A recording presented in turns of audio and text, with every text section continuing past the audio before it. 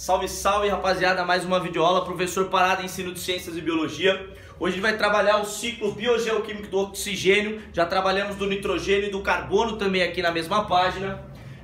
Trabalharemos primeiramente a origem do gás oxigênio, tá? Ele vem, a sua origem se dá a partir do processo fotossintético. Lembrando que a fotossíntese é um processo pelo qual se constrói, se produz carboidrato, liberando como subproduto o gás oxigênio. Lembrando da fotólise da água, depois lembrar um pouquinho sobre o processo fotossintético em outras videoaulas. Daqui então a gente tem a produção do oxigênio enquanto gás, que vai para a camada atmosférica. E em algumas dessas camadas mais superiores, o que a gente chama de estratosfera, ele se realoca formando um outro gás, chamado de gás ozônio, que será fundamental para o processo evolutivo na Terra. Bacana. Só lembrando um pouquinho, depois a gente trabalha um pouquinho a perspectiva da camada de ozônio, um pouquinho da sua função no processo evolutivo, mas lembrando que o oxigênio é fundamental também para outros processos. Dentre um dos processos chamado de produção de energia, lembrando que para os respiradores, para aqueles indivíduos que são capazes de utilizar o oxigênio como produção de energia, será fundamental, né? Lembrando que a energia que a gente está falando na perspectiva na formação da molécula de adenosina trifosfato, o ATP. Também temos o oxigênio como algo importante para o processo de combustão, tá? Ele é fundamental aí também para a queima, né?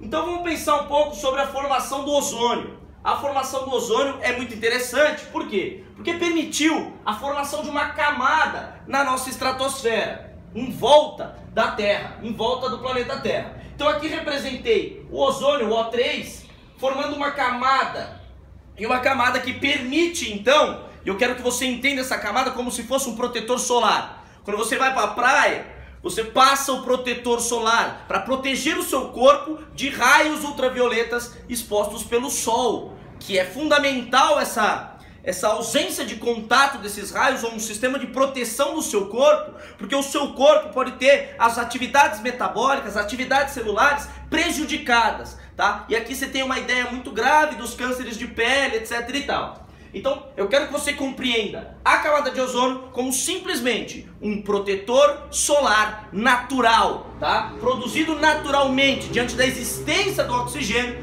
e reações naturais que aconteceram na estratosfera.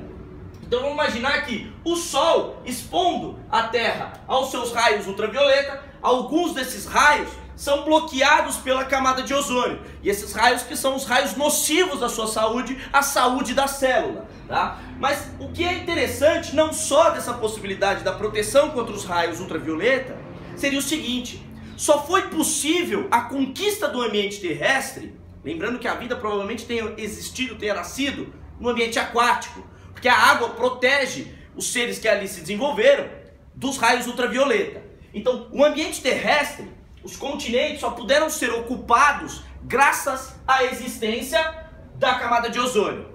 Então, o que seria interessante fechar dessa aula? O oxigênio consegue produzir o ozônio protege as células, né, os indivíduos, seres vivos, os vegetais, animais, etc., de uma proteção contra os raios ultravioleta que alterariam o metabolismo da célula, permitindo então a conquista do ambiente terrestre. E aqui eu sinalizo um problema.